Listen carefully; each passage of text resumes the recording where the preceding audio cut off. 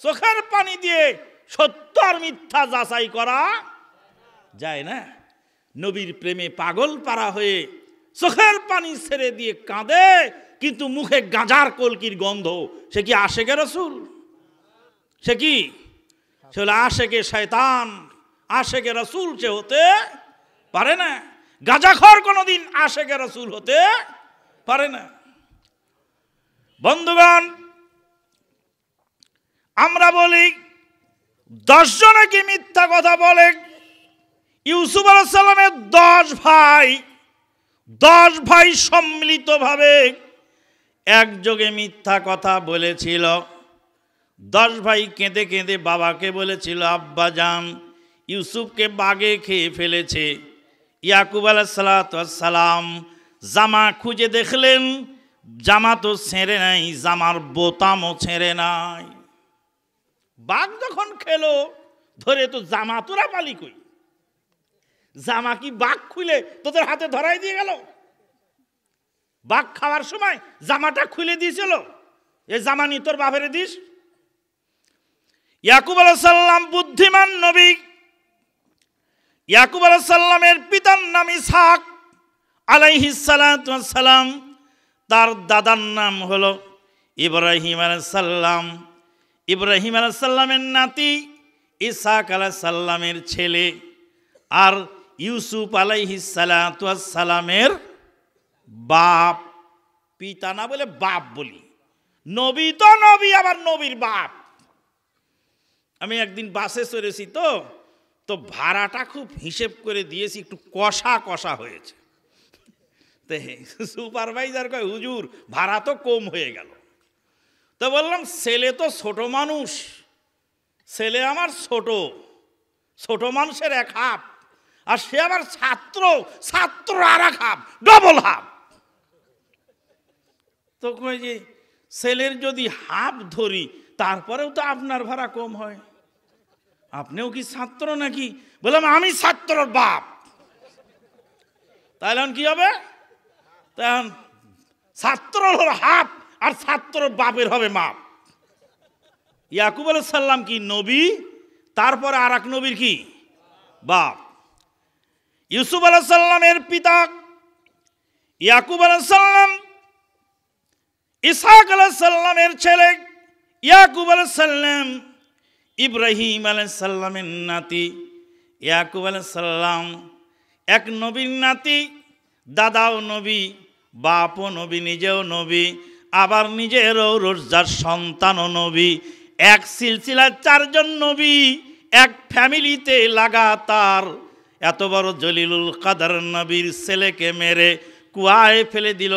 ঐতিহাসিকগণ বলছেন, মুফাসসিরিনে কেরাম বলছেন, ইয়াকুব আলাইহিস সালামের বাড়ি থেকে প্রায় 3 কিলোমিটার দূরে মরুদ্যানের মধ্যে, মরুভূমির মধ্যে মরুদ্যান, সেই মরুদ্যানের কুয়ার মধ্যে ইয়াকুব আলাইহিস সালামের ছেলে ইউসুফকে ফেলে দেওয়া হলো। ইউসুফ আলাইহিস সালাম 3 দিন শুকনা কুয়ার মধ্যে বসে বসে বাপ মা হারিয়ে কাঁদলেন কুয়ার মধ্যে। আর ইউসুফ আলাইহিস সালামের পিতা ইয়াকুব আলাইহিস সালাম কাঁদতে কাঁদতে অন্ধ হয়ে গেলেন। এত বড় জলিলুল কাদের নবী 3 কিলোমিটার দূরে কুয়ার মধ্যে ছেলে আছে। বাটি চালান দিয়া, গাছ চালান দিয়া, তাবিজ পরিয়া, কাশফ মুরাকাবা দিয়া গায়েবের ভেদ জাহের করতে সক্ষম হন নাই।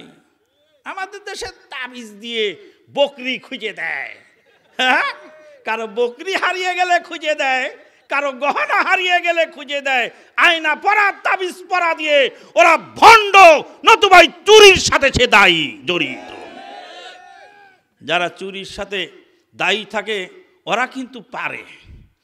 গাবতলিতে আমার একটা ছাতা নিয়ে গেল এক ছিনতাই, চট করে তুলে নিয়ে চলে গেল। আমাকে একজন বললেন, গাবতলিতে আপনি এই যারা চুরি করে এদের সর্দার আছে, সর্দারের কাছে যাই বলতে পারেন, তাহলে আপনার জিনিস পেয়ে যাবেন। যারা চুরি করে, যারা ডাকাতের সর্দার, ওদেরকে বললে কোনো সময় সে জিনিস পাওয়া যেতে পারে। এক লোক জামাইকে সাইকেল কিনে দিয়েছে, জামাইকে সাইকেল দিয়েছে, জামাই সাইকেল নিয়ে শ্বশুর বাড়ি যাচ্ছে, আর রাস্তার মধ্যে ছিনতাই করে ডাকাতেরা নিয়ে কেড়ে নিয়ে চলে গেছে। এখন শ্বশুর খবর পেয়ে পরের দিন সকালে ডাকাতের সর্দারের কাছে গিয়ে হাত পা জড়িয়ে ধরে বলছে, বাবা, আমার জামাইয়ের সাইকেল রাত্রে তোমার লোকেরা নিয়ে গেছে। আমার মেয়ে, আমার জামাইয়ের শ্বশুর বাড়ি, মেয়ের শ্বশুর বাড়ির লোকেরা যদি জানতে পারে তাহলে মেয়ের ভাত খাওয়া কঠিন হয়ে যাবে। বলবে তোর বাপের বাড়ির লোকেরা জামাইয়ের সাইকেল ছিনতাই করে। তো এখন জামাই মানুষ, তো সাইকেলটা বের করে দেওয়ার ব্যবস্থা করেন। ডাকাতের সর্দার সব ডাকাতকে ডাকলো, ডেকে বলে, কাল রাতে কারা কারা রাস্তায় ছিল অপারেশনে? কয় অমুকে অমুকে ছিল। সাইকেল নিয়েছে? বলে হ্যাঁ। কার সাইকেল নিয়েছে? জামাই পরিচয় দেয়নি? কয় দিয়েছে। থাপড়ায় দুই সাইকেল ফেরত দেয় বেটা। ছিনতাই করতে হবে তো এলাকার জামাইয়ের সাইকেলটাও নিতে হবে নাকি? তাহলে যারা চুরি করে তারাই আবার চুরির জিনিস বের করে দিতেও পারে। আপনার বকরি হারানো যদি কোনো তাবিজ করে কোনো কবিরাজ খুঁজে দিতে পারে, তাহলে বুঝতে হবে ইয়াকুব আলাইহিস সালামের চেয়ে তার পাওয়ার বেশি।